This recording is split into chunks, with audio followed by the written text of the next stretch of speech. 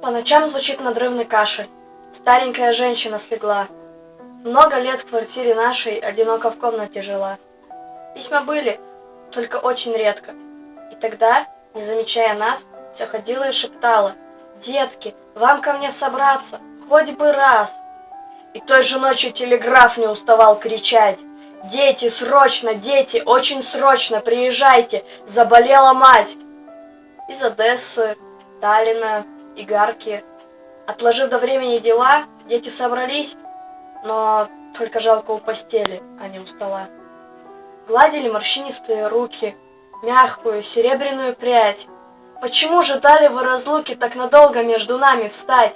Почему же только телеграмма привела вас к скорым поездам?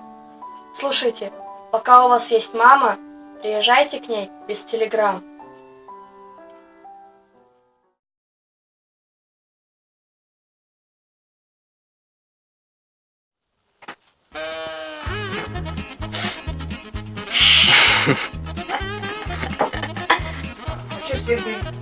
А это что, было видно? Ни хрена не видно. Надо включить фонарь. Сам какой? Все же у нас есть косячные моменты. На самом... Смотрите.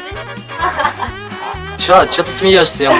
Если меня когда-нибудь спросят, какие оборудования у вас были при вашем начале, при начальной стадии вашего канала, я скажу, что у нас был скотч, фонарик и покрывалка. И телефон Samsung, ты чё? Да, и телефон Samsung. Отправь.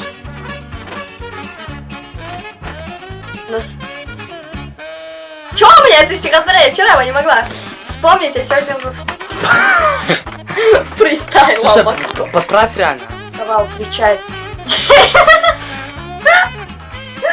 Мы разрешим до этого момента и...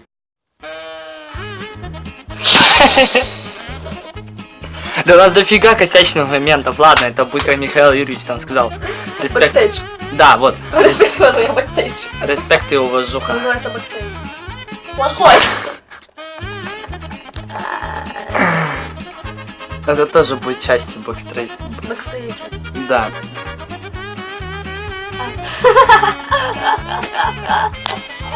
Боже. То есть стихотворение про маму. Стихотворение, замолчи. Чё?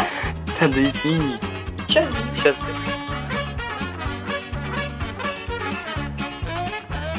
В ГМДК новую запись добавили.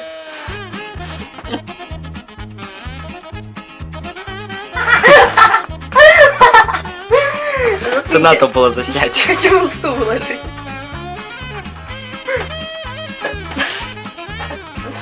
Очень редко.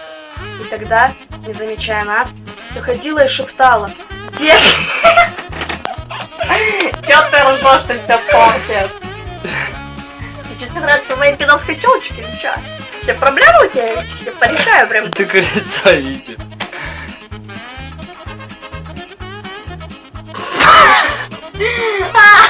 Не сработало наше вступление.